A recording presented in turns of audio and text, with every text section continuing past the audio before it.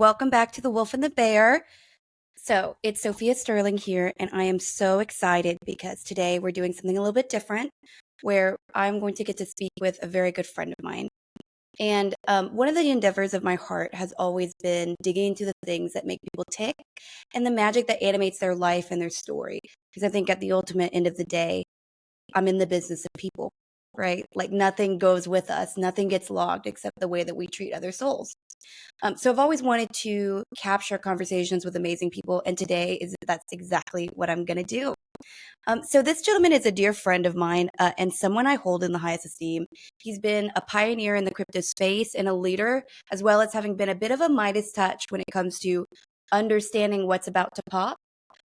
For those that are in the finance sector with this, they'll understand kind of, I guess, what that's referring to more clearly. But he has aided in life-changing money moves that has seen himself and his colleagues continue to elevate and create within that Bitcoin and Ethereum spaces. He is one of the most humble crypto guys, I guess, in some ways. I feel like the world is so rife with like the crypto bros who don't really know what's going on. And he is completely the antithesis of that. He's so knowledgeable, he's deeply knowledgeable, and yet he has no need to just like share that with everybody all the time, which I love how dynamic he is. He's a DeFi strategist and advisor for three separate crypto startups and recently spoke at the ETH Denver Crypto Convention, which I think is so cool. And all what I think is so interesting about him too is all while building a new empire within the cryptocurrency space, he was also developing a spiritual journey within the space of Qigong, which kind of began in 2020 into 2021, which I admire so much because when you look at people and the way that they develop their own world and their resources, it makes sense why that would take all the time and the energy. But it is kind of rare when somebody says, I'm going to be in a position of high standing and security and still pursue something spiritual. That doesn't usually happen in tandem. So another reason why I admire this person so much. But today I have the ultimate pleasure of speaking with Ingamar Ramirez, or as I lovingly refer to him as Iggy. So I cannot wait to see where this conversation takes us, and forgive us as we sort of walk through conversation with the knowingness that we bring love first and wisdom second. Here we go. What's up? How are you? So good. I'm chilling. I'm in such a relaxed mood. Got my tea, ready to chop it up with you. Oh man, I was just, rattling off like the things I admire about you and what you've been up to. It's such a good reminder of like good people are hard to come by. And I think that you're an incredibly good person. And I'm so excited to get to have this conversation with you and to get to capture it because I think you're such a dynamic person. Yeah, I appreciate it, and probably feel the same way. I haven't heard the intro yet, but Oh, well, it all it's feels just you the bee's knees. yeah. Um, But, we do get into, I was talking about sort of your accomplishments in two different areas of the world, which is one of the reasons why I really wanted to get to speak with you because it is so rare to find somebody who has kind of mastered the material world quite well and also to have um, be pursuing mastery in a spiritual world as well and to do it so balanced because usually you pick one or the other and usually there's an imbalance that occurs at some point. And so I look at you and I'm like, this is one of the things that I think makes you an outlier. yeah, totally. So it's like, where do I even start? I think how I got here was just it was like a bunch of past lives. I was an English major in college, doing poetry at cafes. And then ended up working at a law firm a few years later, and then did some digital marketing for a year or two, and then just kind of stumbled into crypto out of complete curiosity and just dumb luck. And That's thankfully, so being wild. in New York, there's so many meetups, there's so many events that you can go to where people just talk about this stuff, and it's very, very open given that this technology is so early and it is in need of adoption from people around the world, that they're very welcoming to people who are just curious, and they're very, very open minded because crypto is is not like anything we've encountered before, and can be a very, very powerful tool for the average person. It's not for rich people. It's not for gamblers necessarily. It's a very, very simple and powerful tool for sending value to anybody with internet around the world, where no bank or government or religion can say no, you can't. And I'm a huge proponent of doing whatever you want as long as you don't hurt nobody. Well, and so I first of all totally didn't know you used to be an English major. That's so funny. Yeah. But I mentioned that you had a little bit of a Midas touch when it came to understanding sort of where to pay attention. But I wondered, did that manifest itself, this kind of the knowingness of where to apply yourself or how to do so in childhood? Like what was Iggy like back before you even knew how to pay bills and that life was important in that way? Oh I mean, yeah. that sort of purity, that childhood. What were you like back then? And what was your family dynamic?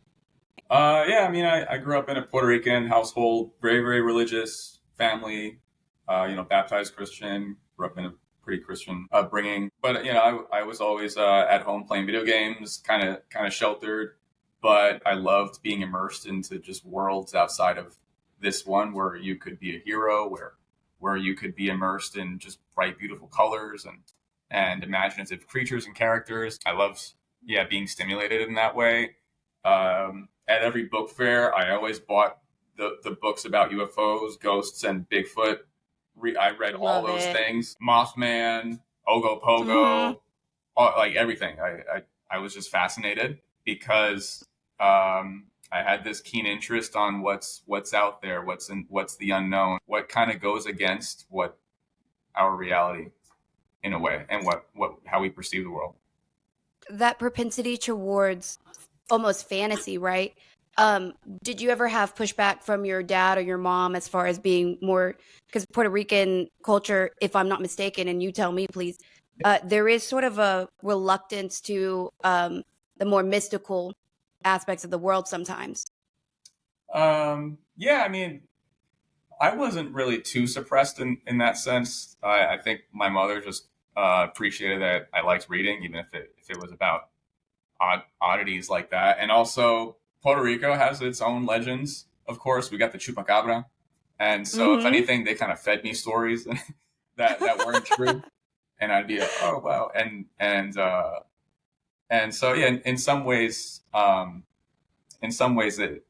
they kind of joked about it. So they treated it as like this innocent obsession, and there were some mysteries within the family too. Ooh, like what do you mean? I mean, I had this uncle. They called him El Gato because he had eyes like a cat's, What? and he would say that he'd see UFOs like all the time, like on his roof, and he was kind of like a black sheep within the family, and Or a black cat, or eh? black cat, And there was this news article about him that my mom had but lost, but she had it somewhere in like the first house we lived in. It was this article about like how he went missing, and like no one knows where he went because all he did was just kind of stay home and like What? sit on his roof and just look at the stars and look at whatever UFOs would pass by, which he talked a lot about. So nobody knows what happened to him? No, Bro, what? yeah, I don't know. Oh I don't my know. God, It's a that's great video. It's wild. great. Yeah. A lot of missing details. And my mom had the article, but she doesn't know where it is. I think she might have left it when we moved out of that first home. What are the chances you think he got picked up? They were like, listen, you're so interested. They're like, yo, why don't you come out for a one-way What ride? I, Who knows? they were just like, you want to explore? Let's explore. Yeah. It's like, you want to join us? Like, why not? So I hope that answers your question. I think, Kiddo, really, you yeah. found Qigong later in life comparative to, Oh, yeah. it's not like that was around you. So where did it go from, I want to be an English major, I want to do the poetry slams? Like, was that in childhood? And if not, where did that come from? Yeah, that's a really good question. Well, my father, he was self-employed. I never saw him answer to a boss. There was nobody above him. No one gave him orders. he knew how to make money. He was pretty self-sovereign. He was quite a role model for me, and he just had a lot of life in terms of money figured out. He wasn't rich, but Mm-hmm. he knew how to hustle, and he knew how to like have a pretty flexible schedule. Um, and I don't know that there might have been some unconscious part of me that saw that's as the standard for living for me. I Mm. was really drawn to that, and maybe I never consciously thought, oh, how do I have this lifestyle that my dad has? How do I make all this money? I think I just unconsciously gravitated towards that, and working that office job for 4 years and going from the mailroom to like consultant, from At the 10 law a.m. firm? to 10 p.m. every day was just not the life for me. Man, that's so wild. I forgot that that was part of your story too, Oh yeah. because you said you were working crazy Oh yeah. hours there. Yeah. Dang. And then it just so happened that you had been well, walk us through that. So was it a right time, right place thing with the crypto? Mm. Uh I remember what you shared in personal conversations, but it was a lot of language that got you those gigs too. Yeah. So like I hit this ceiling with the job where it's like I'm not gonna get any more pay jumps like I did in the beginning, and they'll take longer to get, and I'll just get very unhealthy and bald. God, If right. I keep doing this. So I was I was looking for other options, and I just stumbled upon like some digital marketing groups and started studying how do people make money with like AdWords or selling marketing services and stuff like that. And Is that like SEO or things no? like that. Yeah, AdWords, Okay, okay. search engine optimization. And we had that I joined a couple of groups where people were trying to move towards that same thing, like leave behind this comfort world for this world where there's more risk and more reward and adventure and excitement and spontaneity, like no mystery to like who knows what'll happen, who knows if this will work. I could be on the street or I could be, on a yacht. So I joined that Well, and and we learned know you're not on the street, jumping on so the street, where not a yacht. where's the So, yacht, I'm Iggy? happy with that. I'm happy with just not on the street in the comforts of my home. No smelly roommates. I'm in Brooklyn, New York. I think I do. After this call, you're like, I guess I need to go get a yacht now. Yeah, now you're like adding that to me. In a couple of years, I'll take a selfie. Next So yeah, step. you see, here it is. I'm joined. But you're doing qigong on it. Like there's no chicks on it. It's just you Yeah, and like it's just and ginseng and incense. yeah, and some calligraphy, Yeah, some sound bowls, maybe and maybe you're an happy. organite pyramid or two. Yeah, that's the whole yacht is just one organite pyramid. Oh my gosh, it would be the most That'd be beautiful, amazing. most Dude, that would be beautiful. like take over the world level for you. You'd be like, I'm here to take it all over. It Let's would go. be. Yes, I I will show love everyone that. how to stay afloat.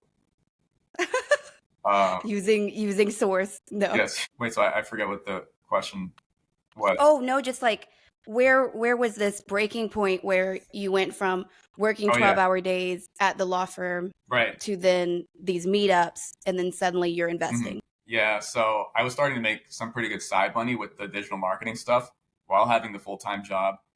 Somehow I convinced them to let me work 3 out of 5 days of the week, which is unheard of at Oh that wow. place because it's all about work, stay The bottom late. line. If you leave at 6, you're like not cool.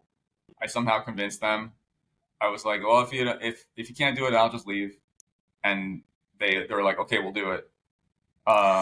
And then I started making more money with the side business stuff, and I still left just because I wanted to focus on the digital marketing stuff more, which might have been a naive decision. I probably could have handled both and still had the health insurance perks and stuff like that.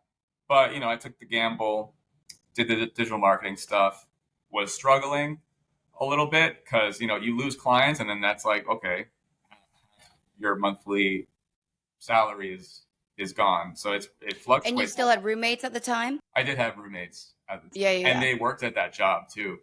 So it was interesting, Wow. being around them during that period in life. Did they think you were crazy?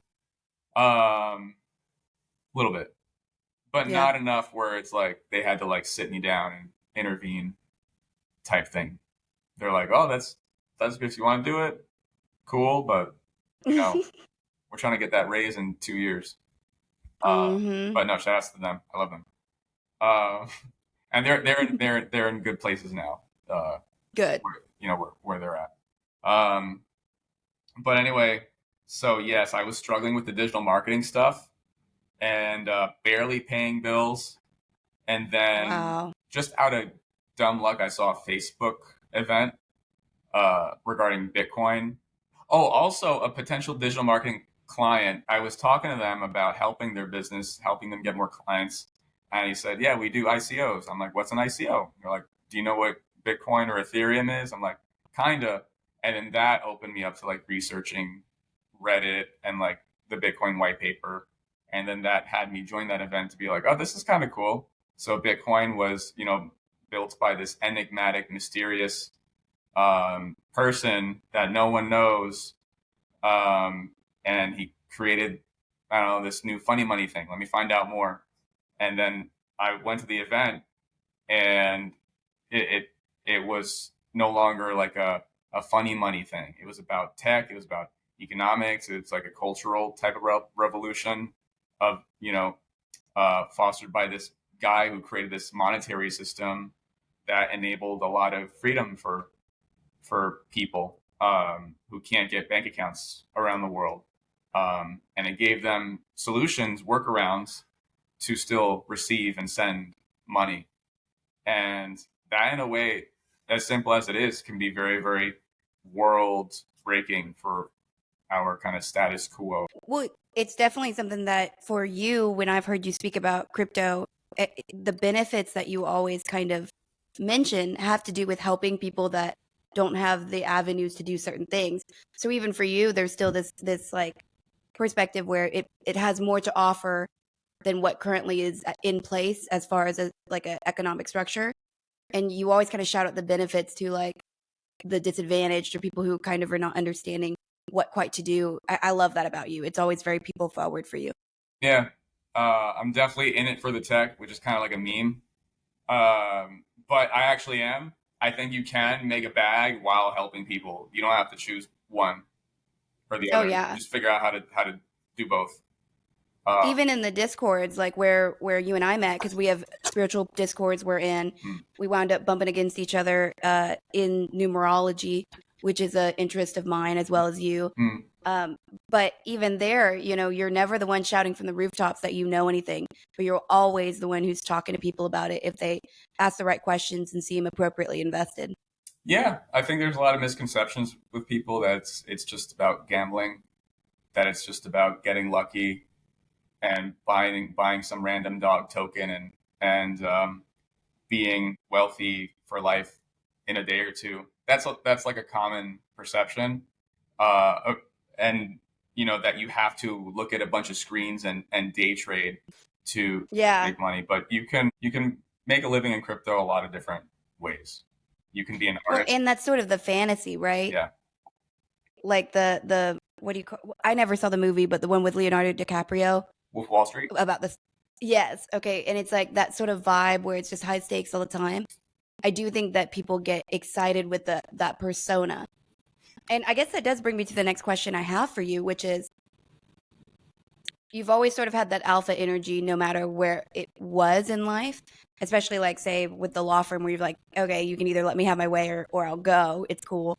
And you've kind of maintained that since I've known you too. And most recently, the thing where you're like, I'll deal with the legality of this later. I'm pulling the trigger on this decision. And I was like, I love that about him. But no, like, so whenever, obviously lifestyle changed, things changed for you after that you were successful in that space. You've continued to be successful in that space. You mentioned that you were able to also help bring along some other people into some pretty significant success. Was there ever a point where it was overwhelming, where it's like, okay, suddenly I'm not working, I've basically made it, whatever that means to people, right? And your stresses, especially socioeconomically, kind of reduced significantly. how did your ego not sort of become like, you know, impacted in a negative way? Well, sure. I mean, like when I joined these events and just chatted with people, that was how I found my way into a job in the crypto space, and like it needed someone with marketing skills, which luckily I had because I was already researching that. And it was just it was a corporate job, but it had to do with crypto, so I liked that part the most about it, and it opened me up to a lot of communities and friends, and like increased my network, and they flew me around the world a lot, So which cool. was dope. Yeah, but it had some, it had some low points too, for sure. Like Um, what? like, when the market goes down, like they'll just lay people off like that, even if you have like really good relationships with them. It's volatile, like crypto. So, I worked at this place called Celsius Network, which is kind of notorious.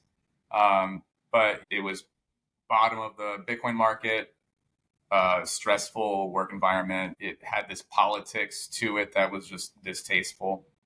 So anyway, left, had this like year or so, year and a half gap of just soul searching, floating around, living off savings, like doing some consulting here and there for projects that were just like kind of garbage, but they needed help anyway.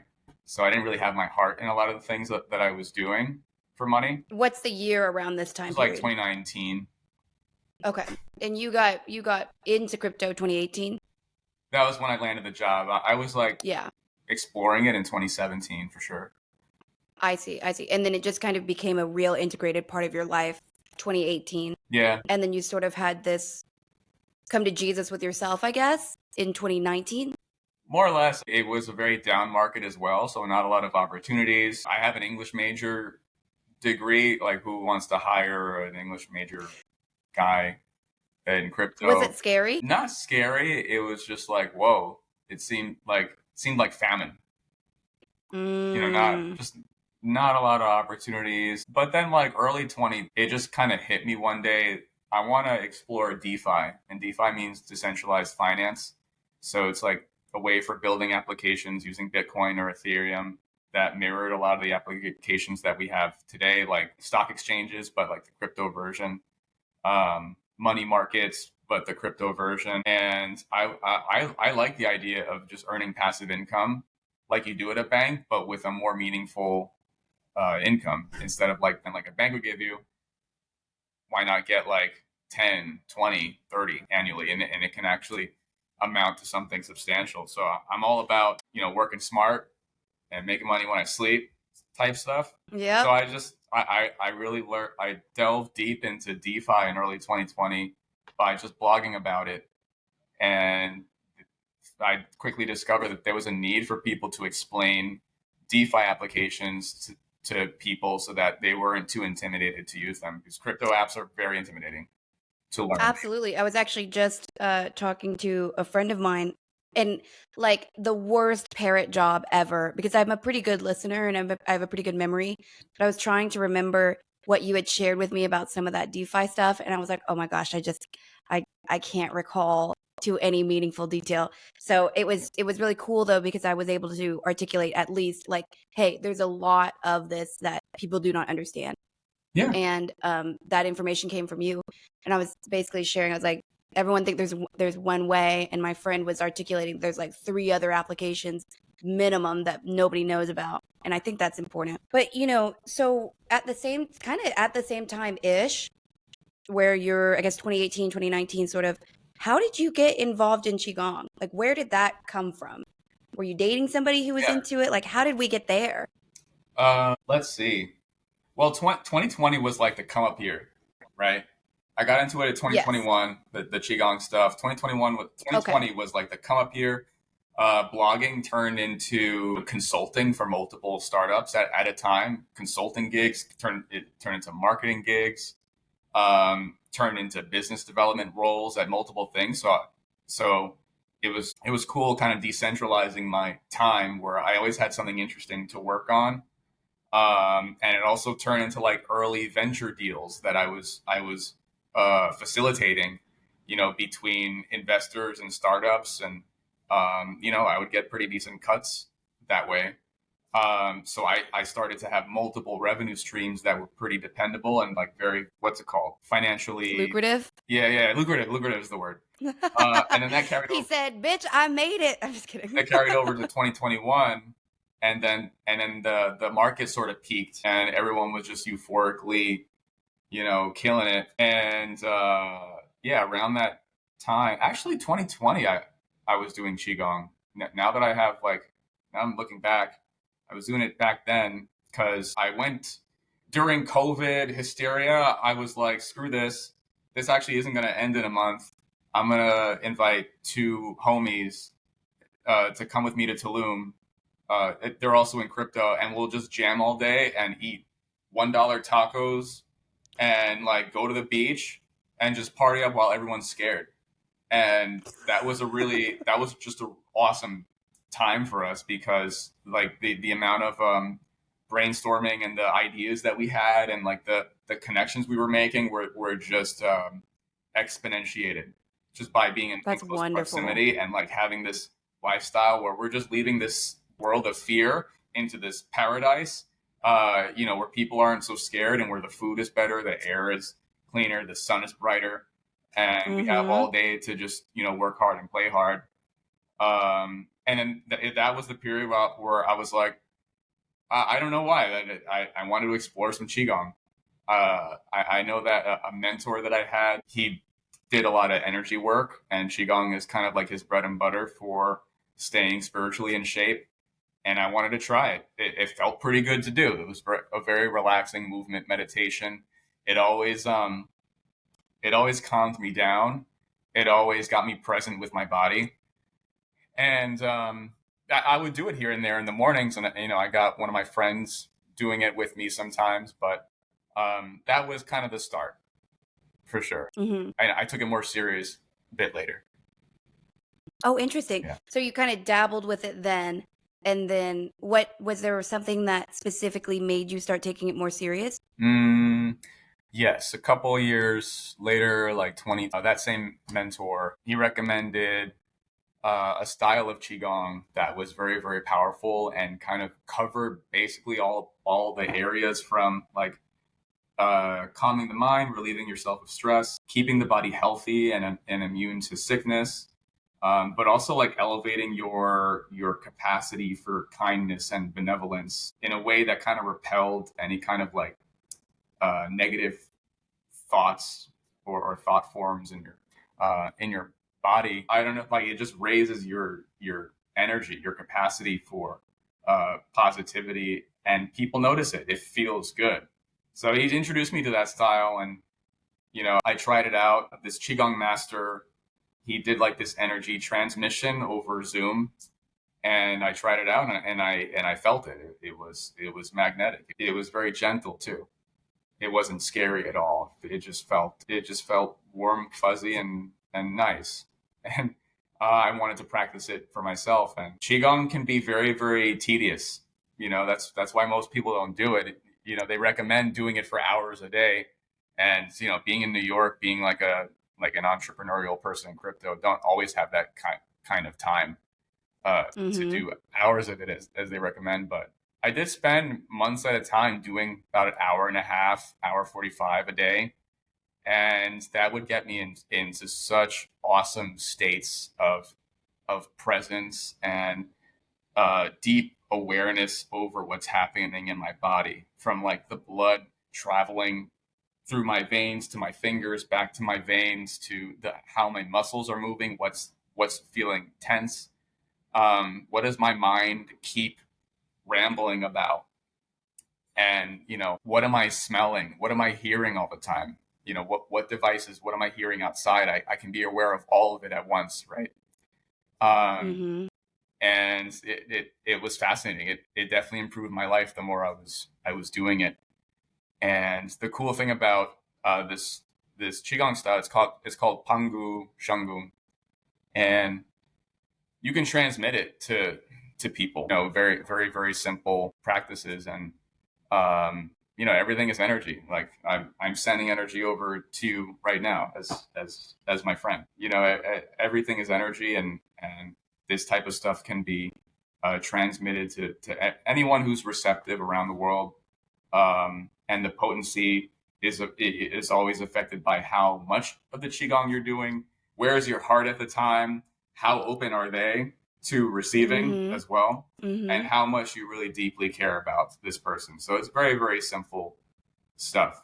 It's well, from a practitioner looking through my eyes at you, one of the things that is very, very indicative of people who have, even if it's not an active thing at the moment, but anybody who has spent time in a spiritual space, basically of discipline, what it kind of looks like is it's an alignment of all of your layers.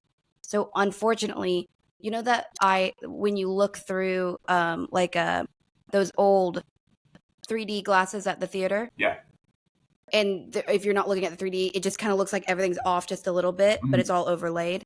A lot of times that's what I see in people. And what that really just means is they don't really have an alignment with their etheric body because they probably don't even know they have one. They've done no work with their astral body because they also don't recognize that they have one. So everything's sort of a little bit out of alignment. And one of the things that I always noticed about you quickly, and I didn't know if you had a religious background, like with your childhood or whatever, because sometimes that can still be providing that stability into adulthood, even if people move away from it. But you're just a very solid person and spiritually pretty in alignment. You know what I mean? I think it would take a lot to shake you. And even if you were to be shaken, I think it would be hard for that to be seen on a spiritual level because you do value privacy and you do kind of have your stuff together at any given time. You have a lot of composure spiritually and physically in this world. Yeah, I mean, I think that's awesome.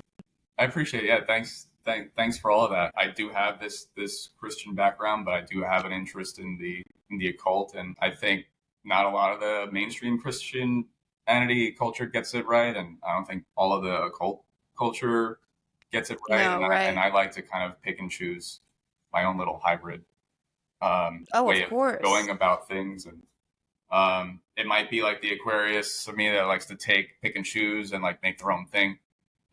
Very open-minded, right? We're in the age of Aquarius. Absolutely. Well, and you need to be at the beat of your own drum, period. That's how I like to do things. And what was your rising? You recently had Western is Scorpio. But what about in Vedic? In Vedic, Libra. So lots of air stuff. That's so cool, though. Yeah. Funny you mentioned that. We love a good air. Yeah. The guy who gave me a reading a couple weeks ago, this is like my first encounter with like a dope Vedic astrologer. And that's so awesome. Yeah, he informed me so much about my airness, and that the Libra, the air signs, benefit from just moving more and not being stuck on one thing.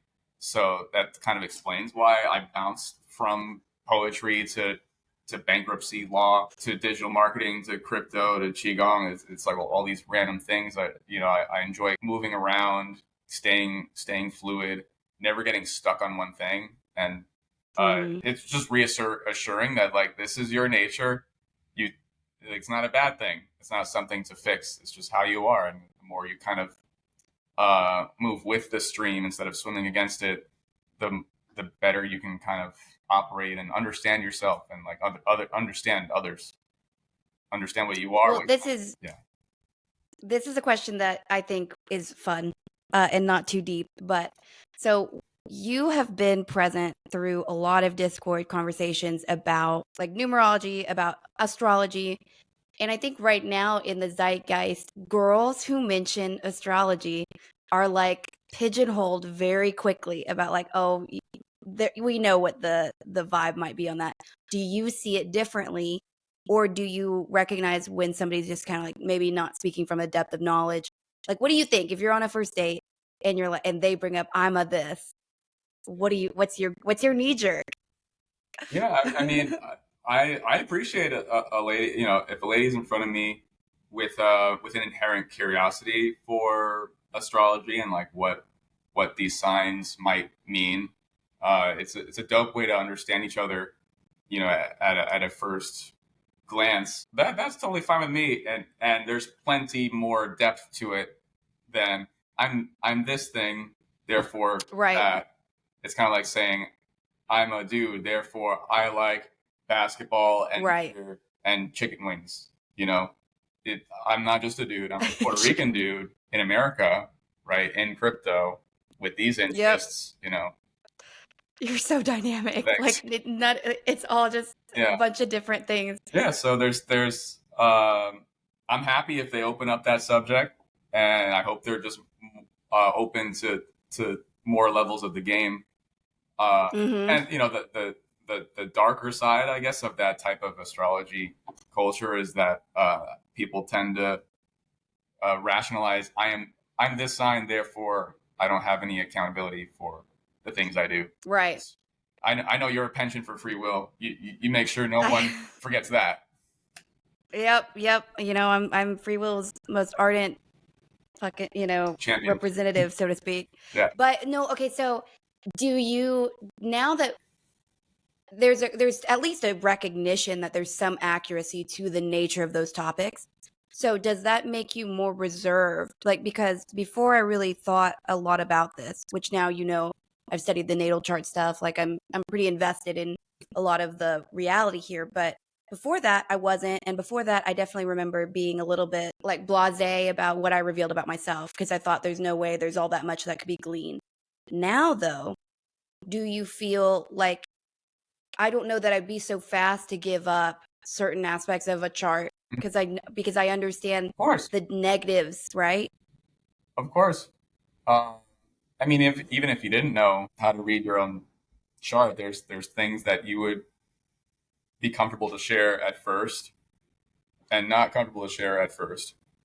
So yeah, I think there's some level of knowing what to share depending on how deep you want to go with them. But what what you might once you get to a point with maybe a friend or a potential business partner or a potential boo, it helps to know their astrological, numerological makeup to give you a sense of like how compatible are your energies in the long term.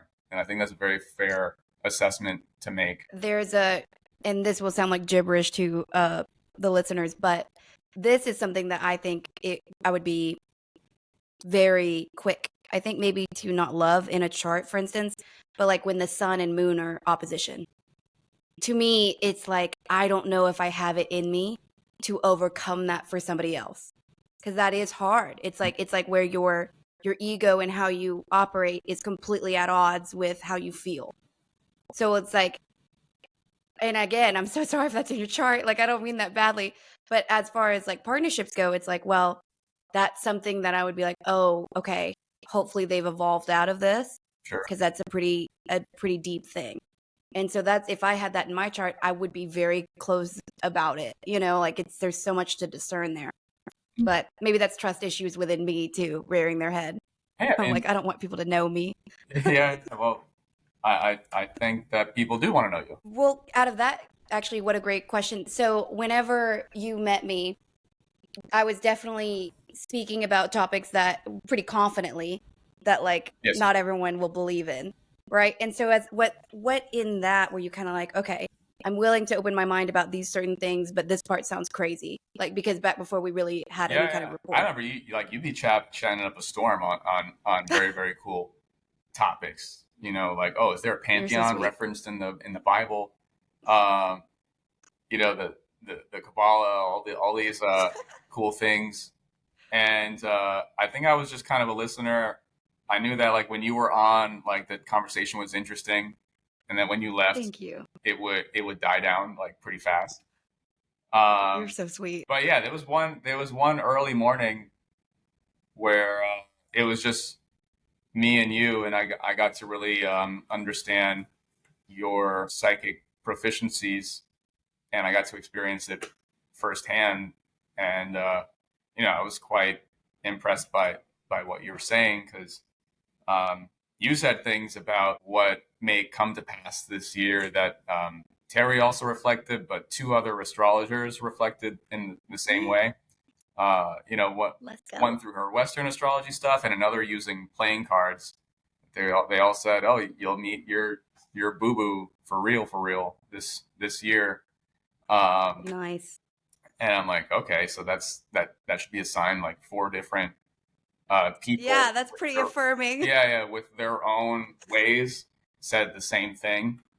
But you were the Mm-hmm. first, and that that kind of had me turn the gears, and just think about how does the universe work that way, where there's Mm-hmm. like we're scheduled to meet certain people. We're it's part of it is written with maybe like wet ink. You know what I'm saying? Mm-hmm. That's a great, excellent, excellent way to put that, actually. Yeah, it is written down, but we can smudge it. Right. Yeah, yeah, yeah. And Well, and that was one thing, Terry. I think you were in the first episode that we ever did together, if I'm not right. Yeah, yes. and obviously, I love you, and so it was so funny because, to your point, I almost mentioned this earlier when we were talking. Whenever I was asking or I was mentioning you, and I was about to ask her the question that you had posed, and she said, she made a comment, and it's, I mean, I think it's on there, or maybe she said it privately, but she said something. She said, "Oh yeah, he's here." And so that's another thing that comes with that spiritual practitionership that you have is you do create the ability to sort of journey, whether you're obviously unconscious because it was during the day, you were out living your life, but you were aware that I was doing it that morning. You were aware that we were about to start talking about you. And so your energy joined us, and she picked up on that. And so then she was like, "Oh yeah, he's here," or whatever. And I was like, "Oh my God, that's awesome." Because I already knew that you weren't. You know what I mean? I knew that you were in New York doing whatever you were doing, probably at the cafe. But your energy was like, "Oh, they're about to talk about me. This concerns me." And there was a lot of curiosity as well. So you were just like, "What are they even doing?" And like all of that in a separate spiritual state than you wherever you were in the physical form. That really only happens with people who have a strength of spirituality. It is hard to split places like that, So when you said here, typically. do you mean like astrally, mentally? Like I felt you were in my apartment. Oh, okay. Part of your energy was with us in like because whenever I had to clear your energy. Mhm. So I wouldn't have had to clear your energy if it hadn't come to visit. I see. I see. Yeah. Uh, And she picked up on that as well, uh, which I thought was so cool. And again, it's never a bad thing. Like even now, my energy is within your place as much as yours is within mine currently because we're the only two people interacting. yeah. So space and time, obviously. But it was fun because we weren't talking to you. We were talking about you. And you were like, "What's that? Yeah. Yeah. Some When am I people going to meet my think, wife?" No. yeah. But But, oh, go ahead. but yeah. I mean, you could understand why. Oh, yeah. Well, as we started to sort of discuss the way the world works and the way I perceive it working, right? Because I could be wrong and we'll never know till we die. But what is your perspective about your own mortality? Like that whole we won't know until we die, right? It's easy to say, but obviously we kind of want to know something. Yeah, of course. So do you ever worry? Worry is not the word. Maybe like I think about it a lot. A Sometimes I'm more lot? at peace. Sometimes I'm less. Like I Wait, know what's a lot? a lot. I mean, like frequently. Like in a month, how many times do you think you sit there thinking like, okay, I know this isn't forever? That I'm really really present at least a few times a week. Really? And what Yeah, normally but triggers not that? in like a dark way. No, right. Just all right, like we're on a schedule. I'm moving through life. There's a time limit. There's things to Mm, do. And the same goes for everybody. Everyone's got their clock. Um, I mean, not to look at it in such like a grim way, but we should cherish and like get shit done while we got the time and with the time that that I've had now. Like I'm very very grateful for because people don't you know they don't get to live to 35 all the time. right. Well, when you think about mortality too, because I think this is a pretty interesting distinction, I think about my mortality up to the point of like physical wellness. So Mm, there's a version of it where I'm like, all right, I've got X amount of time until I'm like 60. And then I really anticipate a relative decline of something. But then, so when you think about mortality, are you thinking in terms of that, the physical ableness, or are you thinking about like, all right, 80, I'm like coughing up and I'm dying? Like, where's your parameter? Yeah, that's a good question. Like physical ableness comes out more. I think, yeah, that comes to mind more. And also when I Yeah. see how my father, he's 75, how he ages, and there's just things in life that he can't do where he was able to do a couple decades ago. Mm-hmm. And there was a period where I didn't see him for like half a decade, and when I saw him, he was skeletal. He was Mm. bony. His eyes were like popping out of his eye sockets because he had like no body fat. He was Mm. 100 pounds, Oh my gosh. and very low energy, very low appetite.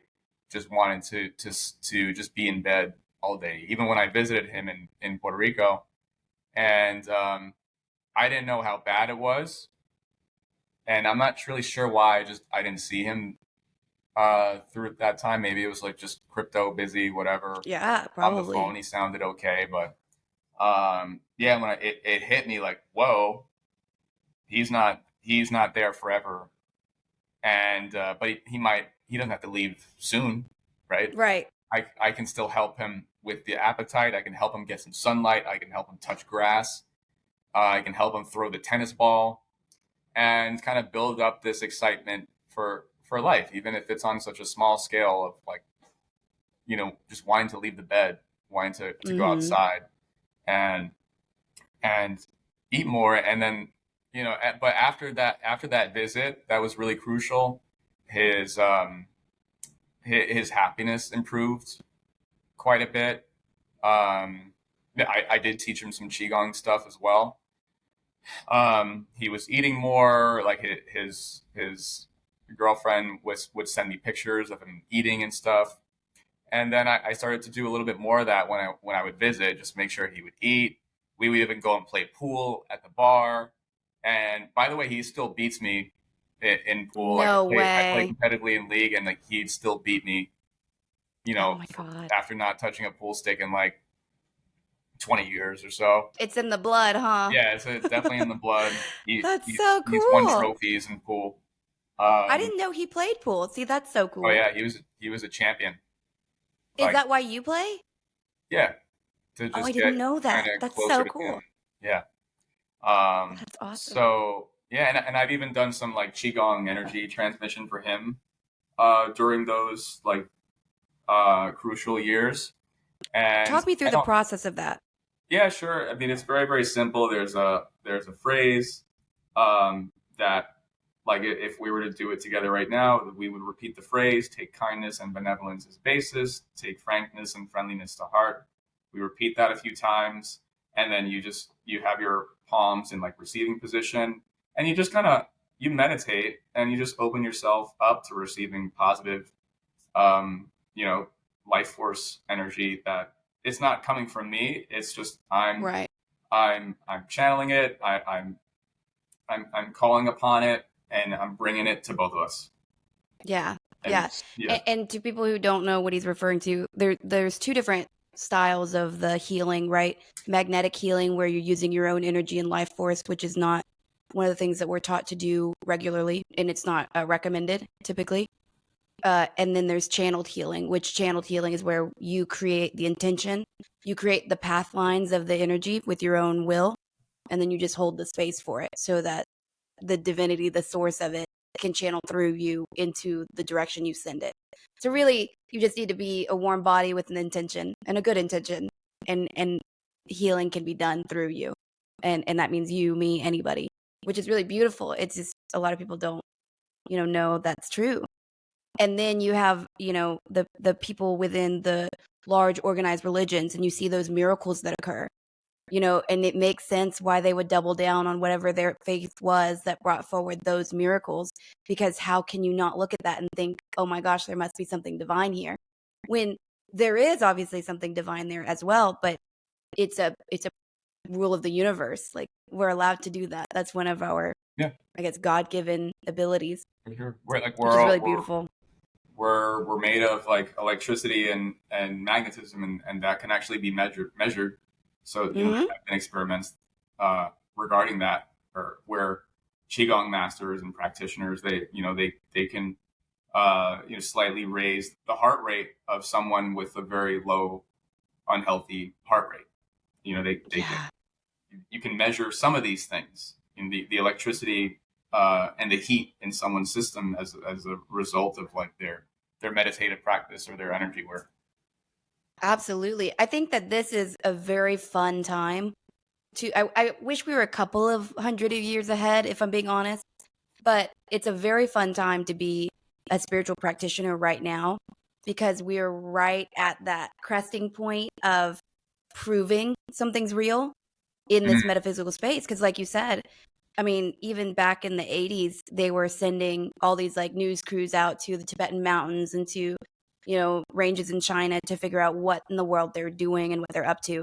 And really, all they could prove was, so and so moved all the blood into the left side of their body. And it's like this one time thing, and they're not coming off that mountain. So there's no way to really test it any further. And now you've got DMT drips going down in London. It's like everyone's much more prepared and willing to experiment with what does it mean to work with energy.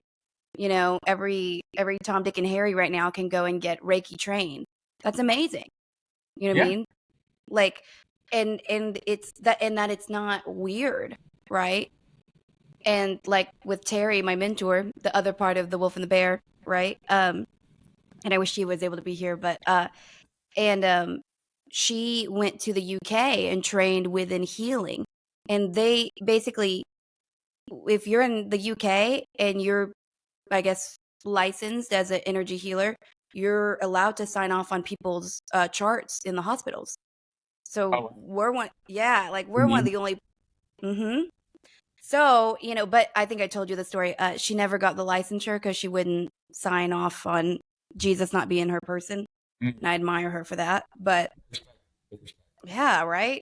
I don't know. I have to think about myself. I'm like, I'm gonna sign the dotted line. Like I don't know how like strong I would have held on that. But Yeah, she's I mean, awesome. I don't know why they single him out. It's like a lot of these, They didn't. It wasn't him. or They was, said you had to basically sign that you did not feel that there was a sentient God, like because in their perspective of it, source would be a non-sentient thing. oh, okay. Right. So call it what you want. Just don't call me late for dinner type thing. Gotcha, gotcha, gotcha. Well, okay, yeah. um Props to her either way. yeah. But I am curious, as we talk about even spirituality, even we can address the nature of the body, right? Which is what it sounds like you did with your dad. And Yeah, which is incredible because it's like that's truly one of the most selfless things you can do with your time and your energy, of course, is to send it outward.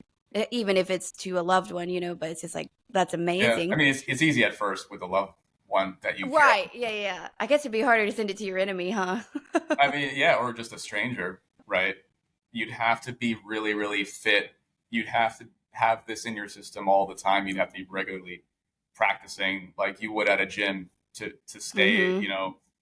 260 and 5% body fat, you know, all these things. But yeah, I think in the case of my dad, I can't prove it, but since when I first saw him, he's gained 25 pounds. He's at least a solid buck 20, eating 3 meals Yay. a day, going outside, you know, Feeling laughing, good. smiling, and I like to think that I helped with some of that.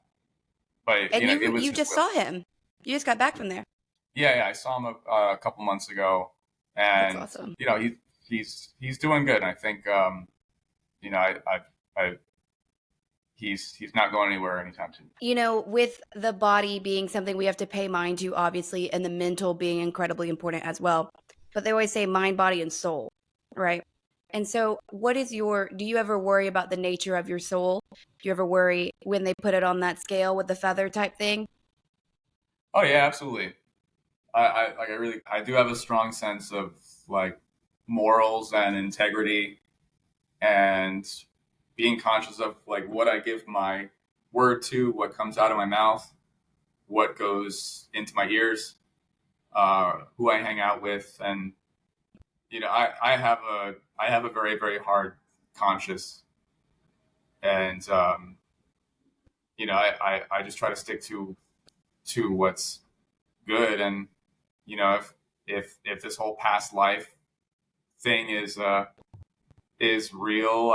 I'd like to think that I'm advancing from the most at this point. Mm-hmm. And with Qigong, at least in like the Neidan philosophy, it's all about uh, gathering qi and bringing it to your crown, or where your shen is, so that you can like ascend to a higher plane. Even the Bible, it's not just about reading it and memorizing verses and stuff. You want to kind of channel all of this knowledge and meditate on the word and these doctrines in a way that kind of also brings you up to a higher level of righteousness and virtue, right? So it's Well, all and about like also, going upward. right. Well, I'm curious. So, we have to feed our mind, right? Usually information. We feed our body food. So, what do you think you do to feed your soul? Or if not currently doing it, what do you think is something that you should do more of? Oh yeah. I mean, touching grass is important. Being in sunlight is great. It gets my body working, and I'm current. I got like 3 books surrounding me. I have Bible here. I have Carl Jung there. I got some Qigong book here. Taoist I love cultivation. it. Like I'm just surrounded with this as many resources for knowledge that I can apply as I can. Um, and also practicing what I learned, so it's not just like stuck and unused and hoarded, right? Mm-hmm. It's stuff that I want to apply, and also like even when I'm out in the world, I choose my friends wisely, but the ones that I choose, I try to be somewhat active and helpful with them and helping them understand themselves more, whether it's through like astrology stuff or just listening to them talk about their day. Just being like a just a positive example of just a good dude. Well, I sometimes wonder, for me at least, I'll speak for myself, but I can get a little bit impatient because it's kind of a food chain, a little bit, right? I mean, if we're being fed the right way and then feeding others, it's like there's always typically someone who knows more than you Mm. that you're like wanting to eat up what they know. And then I think for me, sometimes the less interesting part is what you just said, which is to be present within certain friendships and relationships and give what you know, because that is the cycle of it, and both parts are important. And then sometimes I can catch myself where I'm like, I just want to learn more new stuff. I don't know that I want to be a good friend and be present with other people. And I think sometimes that was what those discords allowed me to do a little bit more than normal. Well, how else do you know where you're at if you're not, in the world around other people? And if, you know, Well, if you're not I like impacting the world, disassociating. Okay, no, I'm I'm just just kidding. saying, I'm just I'm continuing Yes, I'm your point. teasing. It's a good way to kind of see where you're at when you're in the world, when you're moving things. Absolutely. Well, and that's the thing too.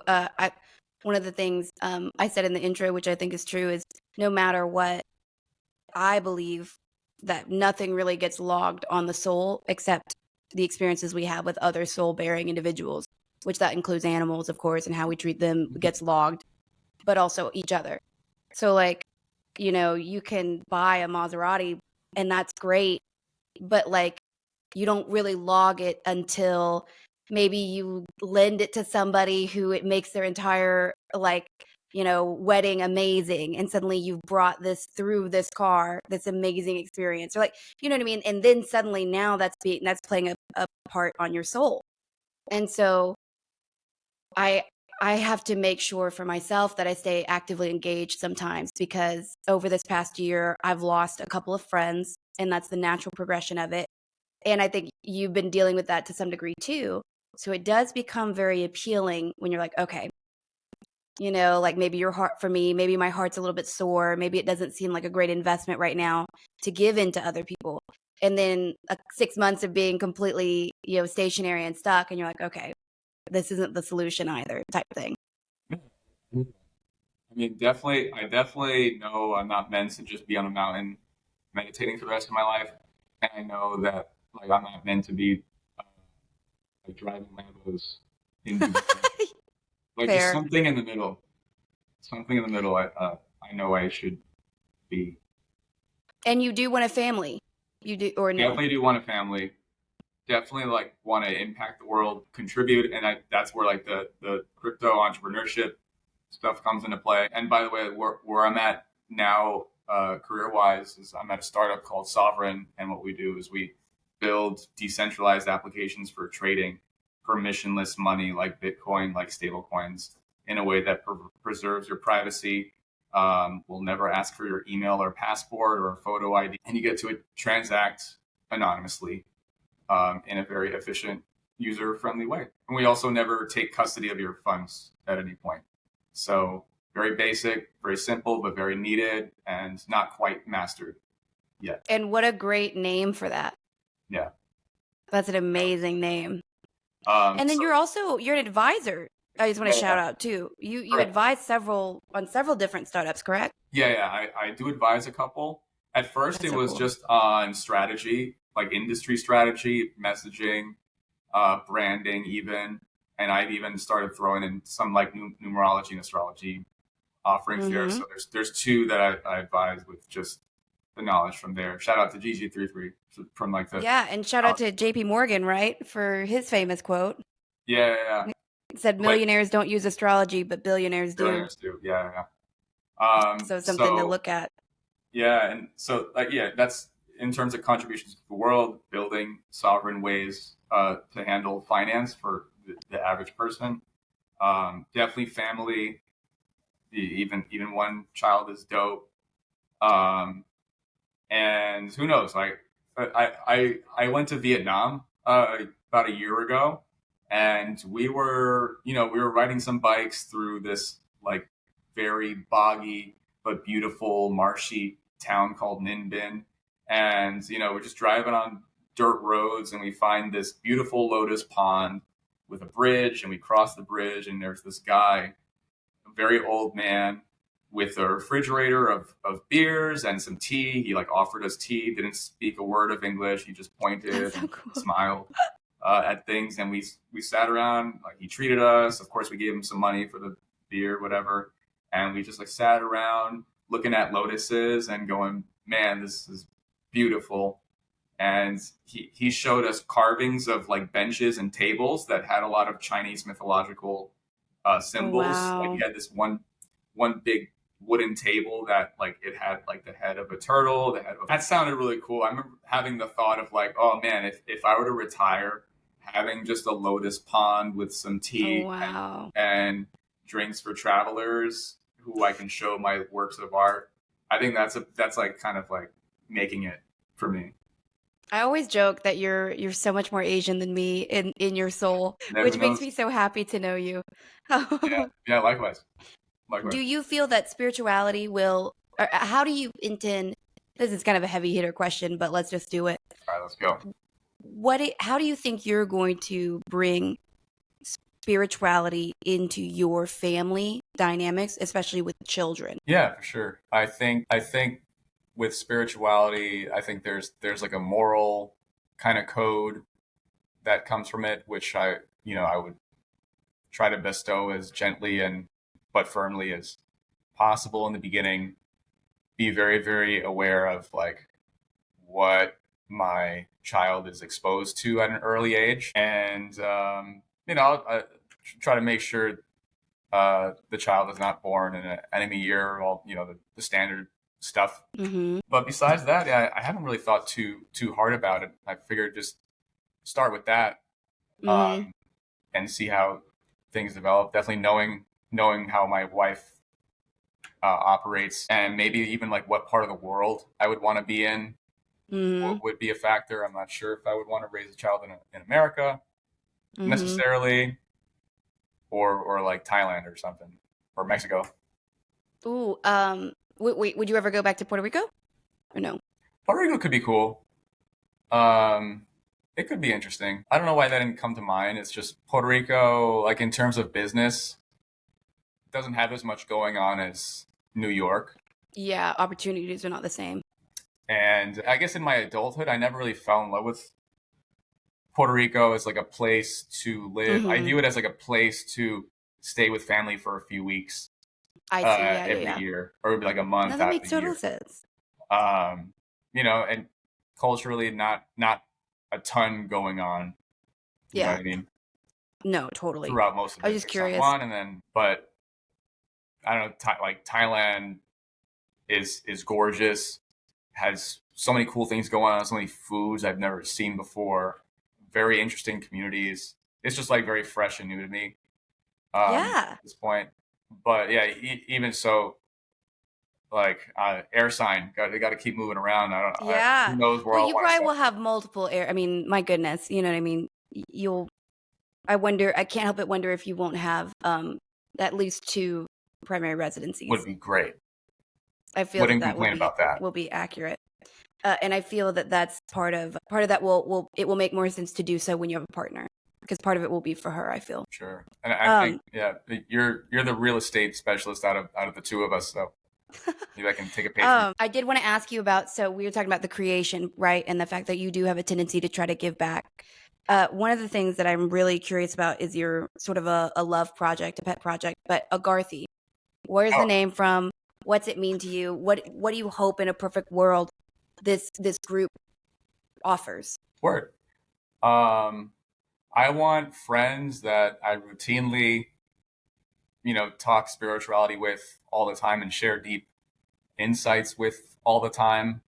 And I must handpick them because I don't know, certain crowds I just don't like mesh with them all the time, which is Well, it's fine your because like world. I'm my own person with my own whims. So I just wanted to just handpick a few people, put them in a server, share the things that I like that interest them, and also curate little events, whether it's a 10-minute meditation, whether it's a 20-minute manifestation session, or whether it's like doing some cardology readings for a couple, which I think we'll do tomorrow. I hope you come to that. And yeah, I just want my own little happy place where we just learn from each other, where everyone's nice.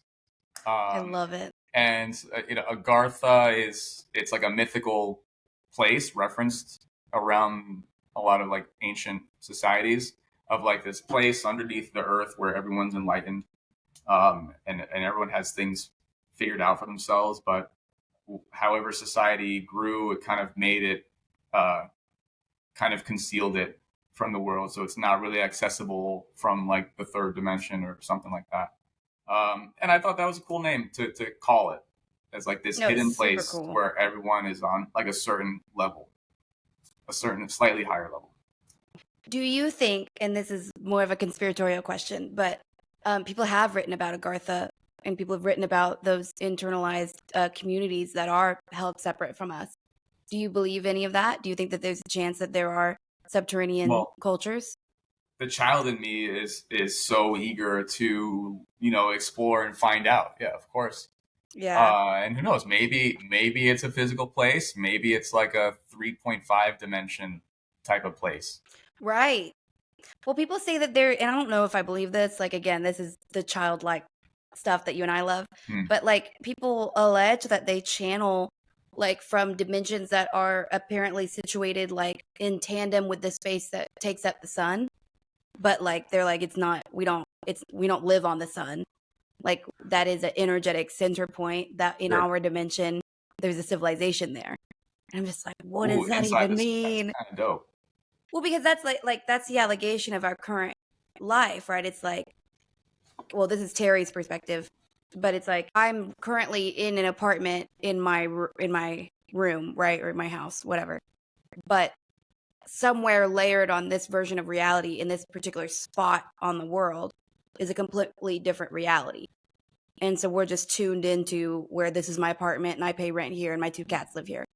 And on a different framework, this could be in the wilderness, still in Texas, Yeah. but like there's no development because maybe dinosaurs are around. And so as we like switch in and out of those things, that's why some people will be like, they'll feel like energies are living out their life, but they don't feel dead.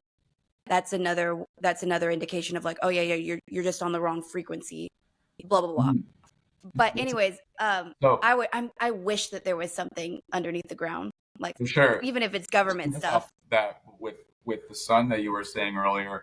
So with this qigong practice, Pangu Shangung, what it does is it harnesses the energy of the sun and moon as like symbols of polarity. We have like the golden sun that radiates at all times. It has one mood and it's just bright, right? Doesn't really Giving. change too much. Um, it's very seen as like masculine, and you have the moon, which is beautiful. It's like always in a different mood. It's dynamic, right? These are Cyclical. right cyclical. It has these are like probably the two of the most ancient symbols of physical polarity, like in nature. 1,000,000%. The sun and moon, and what it does is it kind of harnesses the essence of these objects and pulls positive energy from the universe, which enhances your capacity for good, which will repel the negativity in your mind, in your body, and it is what heals the body. So just to kind of riff off what you said earlier, What are your thoughts on with that, the Qigong specifically? Do they, I'm so unfamiliar, do they have a sort of allocation of practice towards like the left and right hand path? I'm not sure what you mean by path, but there are movements that are on the left side of your body and movements on the right and then the center. Oh, got you. That's so interesting. Yeah. Whenever you sort of developed the Agarthy and developed sort of this place for yourself, really, because that's what I love about it, is that it's not like a come one, come all. It's like, no, this is for me. Like, this is a curation process that I'm going to spend time making sure is correct. Because, oh my gosh, because, we've been in Discords where it's like, it can be great, and then all of a sudden something is disruptive, and then the whole vibe is lost. And that's kind of what you're trying to protect against. Yeah. I mean, I could sit and complain that there's no server that gets it all right, or I can try to do a project of my own and like handpick all the cool people like yourself. I love it. And have a place where we can chill and there's no stress, there's no gossip, there's no like doom and gloom links being spread. That's a good point too. And just positive ideologies throughout, and we're all helping each other. We all want each other to win. We all find each other beautiful, and to take a page from Terry's book, love first and then wisdom second. I love that. Good way to I love that you people. say that. Yeah. That's so dope. She would love that you just did that.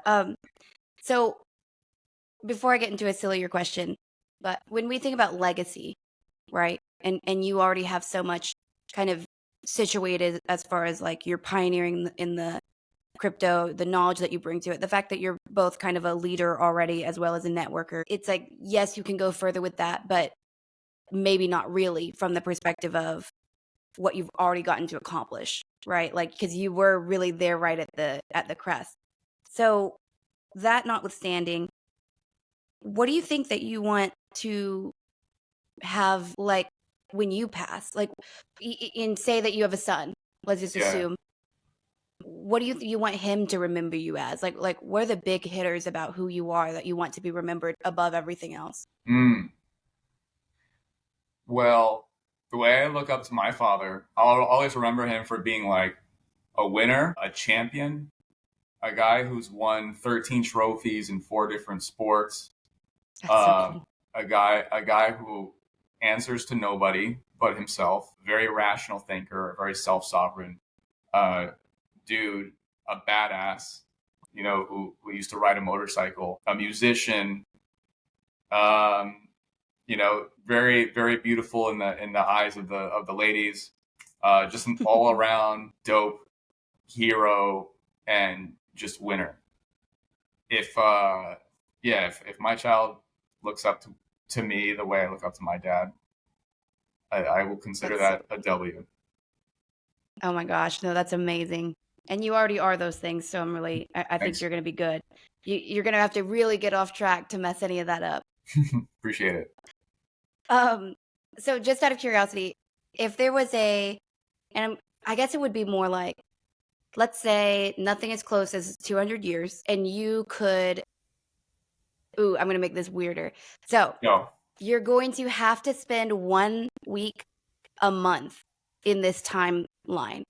So I'm going to ask a timeline as well as a role within that timeline. Like as far as if you're going to be in charge, like, or are you going to be in a war situation, like a general, or are you going to be like a scribe? Are you going to be whatever?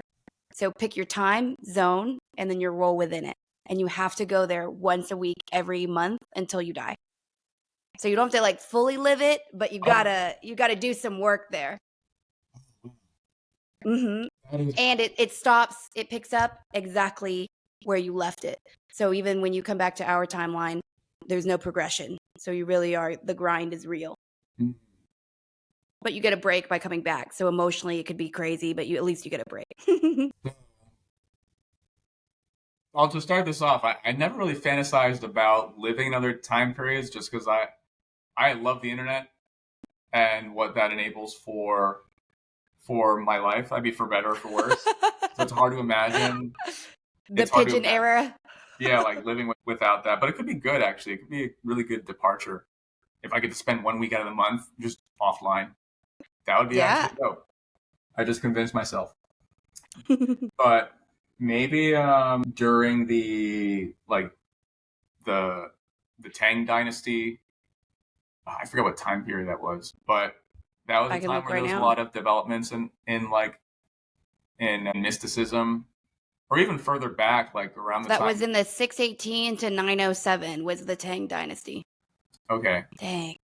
I think that would be cool. I don't know what role I would have, but one of those people that like just explored Taoism would be kind of dope, because I think they had a lot of this ancient knowledge for healing of the body that came from the body. So you would be a healer. You'd be like a shamanic, like you'd want to be in that world a little bit. Sure, like a student. I don't necessarily. Okay. Yeah, a student of it, a researcher, a scribe, someone who like wrote the books on how to do it. But you wouldn't want to be in the war part of it, like the generals and all that. Nah, probably like the shelter. Because there's a lot of money in that. Money, I'm sure. Because the healers, they were the first to get murdered if you didn't heal who they needed you to heal back then. Well, I guess I'd be under pressure to perform well then. Yeah. Imagine you went back after your week in this world and you're like, crypto didn't go great and you're fighting with your wife, and you go back and they're like, okay, it's time for you to go. You didn't heal the mistress the right way. You're like, oh my God. Let me teleport back, please. Can I not get any of these lives right? So, and I say that to say that it would be dope to just teleport to a place where the nature is beautiful. There's no trash on the ground, and I can just freely meditate because my responsibilities are just to, advance in knowledge and help people. Well, what does it look like for that to be a regular part of your world in the here and now? In the here and now. Like, we think about timeshares and we think about like the way that people do that. Is there a version of it where you have, whether it's Thailand or whether it's Vietnam or whether it's China, like where you just say, hey, this is the week of the year that this is where I'm going to be, and I would be in silence and I'm going to just do my thing? Oh, yeah. Oh, yeah. You know what I mean? Like, would that be something that you would ever work into your annual goings on? I think I develop a lot when I'm traveling, because I depart from all of my patterns, all my patterns when I'm living in New York, like I've lived all my life. I was in Tulum around the time when I was trying out Qigong, and it got me into very, very new environments and new frames of mind, where I would do a Qigong session and I would see my laptop and think, no, I don't really need to open it. I don't need to open it. In fact, this silence where all I hear is like the occasional car on the street or a chicken or my refrigerator, I kind of just want to sit on this couch and just listen to the silence and getting in, and it's such a it teaches me how happy and like content I can be with literally nothing, and how present and embodied I can be. So when I travel, I things happen like that more. I develop new habits, new healthy ways of being. Well, Terry talks about that because she says, and I've seen her do this 100 million times, like this is so accurate, but she can't relax unless she's out of town. And part of that has to do with some of her own trauma, because like we both had an upbringing where if we were at home, we needed to be doing something. And if we weren't doing something, we were going to get in trouble. And so what that does is it creates this version of us that's hard. So she was just down at her timeshare in Florida. And I was like, what do you think?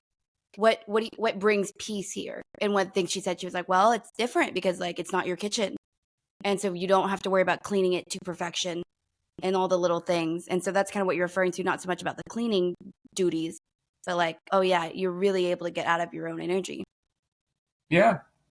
Some people need a shakeup. Some people need to shake things up to really know what they want. Well, I just got this visual, and this is so accurate for me because I think I'm a little bit currently in life in need of a shakeup. But I was thinking about there's a mold of energy in your place. And so then you can't help but operate within that mold frame. And so it does take something to kind of break the mold and say, okay, I've been doing the same thing now for a couple of months and I'm ready for this to be different. But the knowingness is the first part of that problem. Yeah, absolutely. And then also like once you know, what do you do about it? Right. Ooh, yeah. Do you just bury it in the sand? Because I can do that sometimes. For sure. Yeah, I've been burying. But the cool thing about crypto is there's always conferences around the world. So there's things happening in Hong Kong and Bitcoin next week. Ooh. And so I got clearance from my team to get sent there and like reimbursed. And I haven't booked the flight yet because like, why not? The mold. But I'm going to do it today. You must. I'm going to do it today for sure. Because it's in like 5 days. So I'm definitely going to do it. But there's like that mold coming to mind where it's like, the mold wants to stay a mold. And oh my God, that's so exciting. When you break it, you're so glad after breaking it. Oh man, that's such a good point too. Because now you can, so suddenly only then do you drag your feet. You know what I mean? Because it's different whenever like you don't know if you can go yet. I hope you have the best time. Well, you will have the best time. I will. Oh my God, that's so exciting. Dang, I didn't know that. Remind me again, did you ever get down to here for the thing in Austin or no? That's happening next month. Oh, I thought it was this month. It looks like I'm still going to it so far. Okay. Yeah. And then so sort of, I guess one of the last questions for you though is, and I think that this is sort of like, let's say for the year first, and then we'll go out 10 years. But for this year, what are you the most excited about? And that could be something incoming, something you plan to get done. Like, but by the end of 2024, which is, by the way, I guess you're like apex year. You're the dragon. Yeah, you are. You're the dragon. So having fun with that. It's also a year for me personally to get a bunch of shit done. So just that feeling of it is finished. It's kind of like one of the best feelings for the year for me anyway. There's projects to complete. So the feeling of like, oh, this is done. I don't have to have this weighing down on me anymore. There's plenty of opportunities for that for me this year. And every chance that I'm actually traveling will be such a breath of fresh air. Because I haven't been doing enough of that this year. Well, and you'll want to do the majority of it before the fall. All right. Thank you. Yeah, because I think you'll be much more interested in being home and present in the fall. Okay. Whenever I think that you meet the person you might meet. Got it. So it wouldn't make sense for you to be, I don't think regardless you would be doing a ton of traveling, but I did have in mind to be in Thailand in November, but if that's conflict. Oh, well, no, I mean, but if your whole fall is booked up. Oh, no, not the whole, but thank you for that note. Of course. And then what about in the next 10? You know what I mean? Like, let's just say you pop out a kid this year, which you won't, but if you did, like by 10 years, your child will be 10 years old. So like crazy. That's so crazy. So what do you think if you're like, all right, by 45, I want to have done, or I'm excited about which part? Yeah. I would like to have actual homes. I was just about to ask, are you going to build or buy, you think? You want the beautiful process of building? Maybe I'll build one and then buy one and see how it works. Yeah, I'm so grateful that that's an option for you. No, but yeah, I mean, nowadays though, depending on the area, it's cheaper to build it. It's crazy. Right. That's It's what I mean. absolutely crazy. And I can impart my own intentions with the construction. Would you ever put, okay, I'm so childish for this. Would you ever do like a hidden, like, like a pull the book this way and then the whole shit opens? Why not? That Why would be super no? cool. That'd be the best. Yeah, have a little underground bunker Okay, well that the with a gym, like in that movie. yes. You're just the next Zuckerberg. No. Yeah. Did you see he came out of nowhere looking tan and everyone said that Zuckerberg got his human update? Yeah, that became a real meme. I'm sure the ladies liked it. Well, I mean, when you're building a bunker in Maui, I guess you wind up getting a little bit tan, huh? That's true. That's true. That's funny. That meme came and went, right? Yeah, I mean, but still, it's like it's just funny to me. Everyone, the only one waiting on his update is Musk. He's pretty staunchly himself Oh yeah. and Do you mean about the translucent. fight that they were supposed to have? Oh, I don't even know about. No, I don't Uh, keep. What? they Who they was supposed they to fight? agreed on Twitter to have a UFC style fight, and like we were pretty hyped up, like in the Roman Coliseum, actually. And then like it kind of fell What? through. Zuckerberg was actually the one that wanted it more after he agreed because he was training for it and shit. He's like, all right, why don't we do it? No. And Elon Musk was like, got wishy washy. Maybe he was intimidated. Maybe he's out of shape. But Maybe it's all of that. No. yeah, another meme that just came and went. Hard That's to keep too track. funny. Yeah. Well, okay, but back to you. Okay, so owning homes, Owning obviously homes in the for 10-year sure. plan. Having a Um, family, family for 10-year plan. sure. Maybe creating some works of art or music would be cool. Yeah. Yeah, exploring just different expressions of myself. Would you ever do the patronage role? Like if you ever just struck crazy gold and you're like, all right, now I don't have to worry about anything ever. Because would you ever do the whole like sort of Renaissance thing? I mean, in a different way, I guess, but like where you're like, all right, I have an art house and it's Mm, like Iggy's art house and like would be so cool. scholarships towards that or whatever. Or you like, no, I want to be the curator and the creator. You are feeding me with dope ideas. These are all good. It would be kind of cool to like have an art house of just things that I made, but it probably wouldn't start That's with, so like you.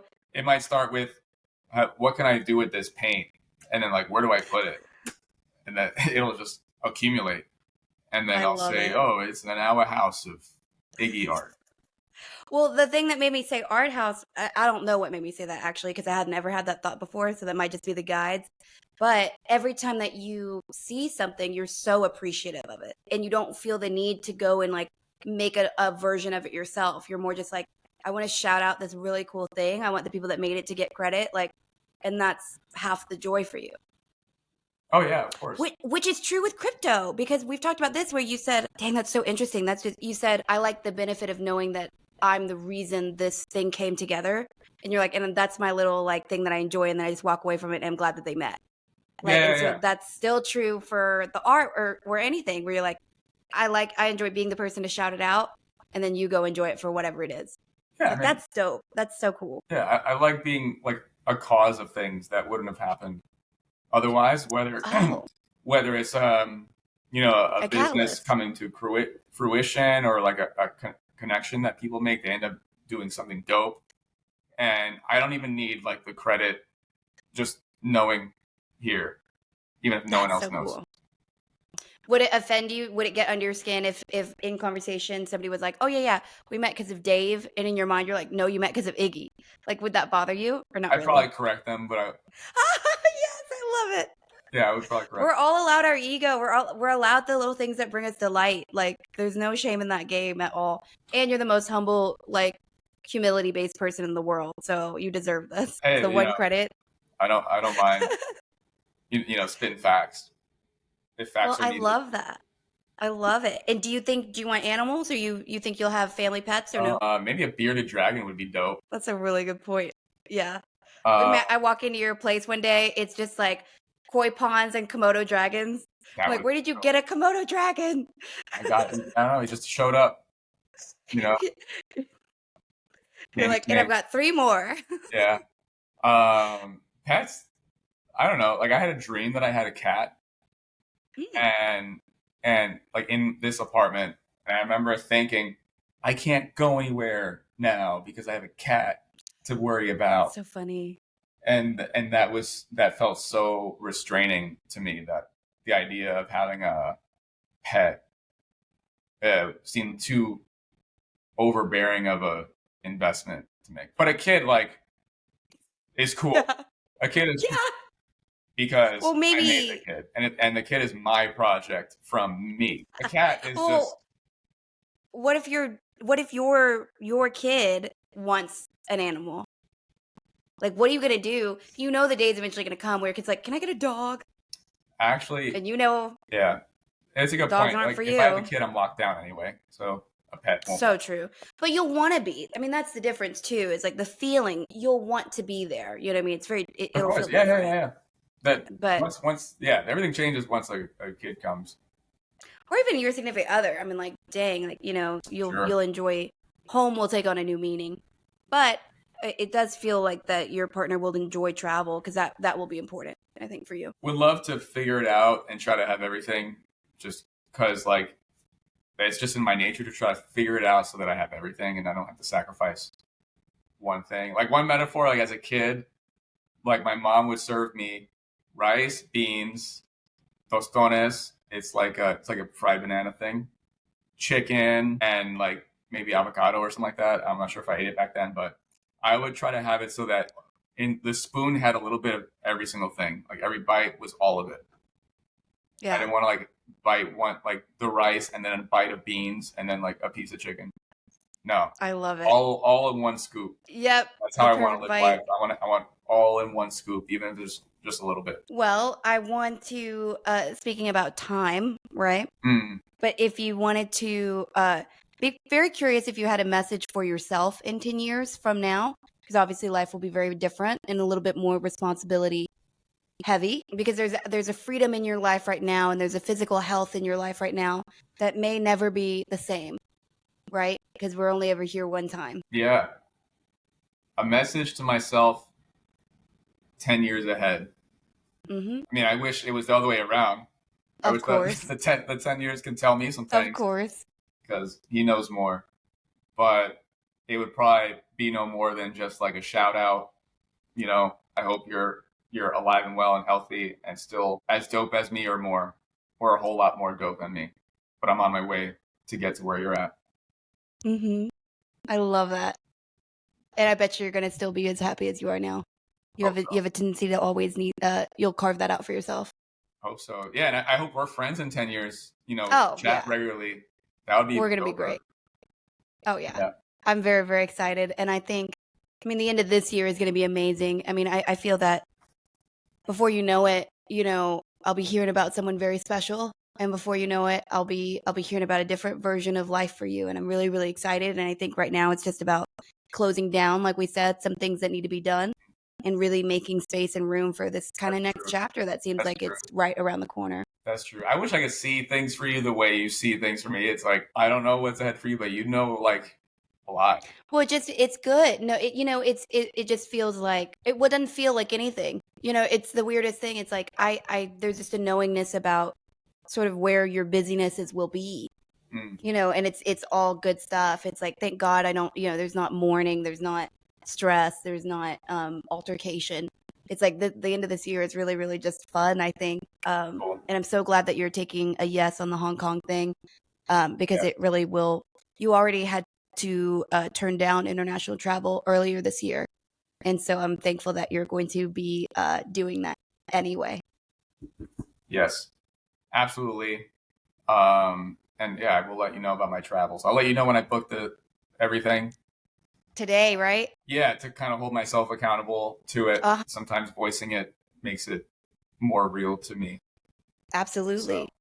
So, uh, Well, and I will soon be reaching out to you because I know you were gonna one day I'll sit down and we'll talk about the crypto stuff because I think you have a lot of valuable stuff that I'd like to hear about.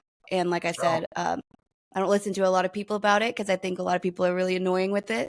And I you're hear just that. such an incredible person.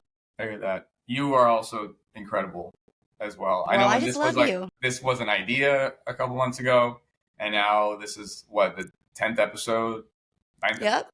10th It's going to be the episode. 10th Look at episode. that. Got the one in there, perfect. I know. It's Oh. actually so perfect. And what's even funnier is this really wasn't supposed to be the 10th one, but the data corrupted on the last one I did with Terry. So that just won't ever air. So this is going to be 10. Okay. Is that not dope? Yeah. Oh, I don't mind that at all. Like that's life. But this has been perfect and nothing's wrong with it. So I'm so excited and I just love you. I'm so glad to get to do this with you. Love you very much too, Sophia. And the funny thing is, you're a 1, Terry's a 1. Like I'm born on the 10th. Like there's a reason we vibe. I think we got some one stuff, and I this is just like my hypothesis, but I think that a lot of people with one energy, they're very likely to have a belief that there's like a source, that there's like a God thing moving all the parts. Yeah, but then also there's like a stubbornness to say like I can believe that's true, and I also am going to go out and move the world to look like the way I want it to look.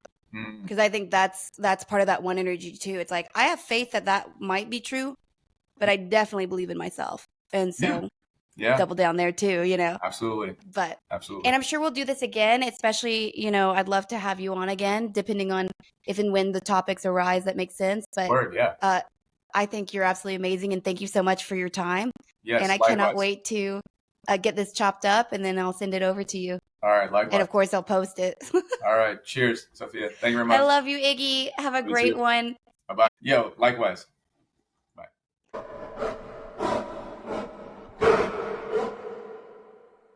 Bye.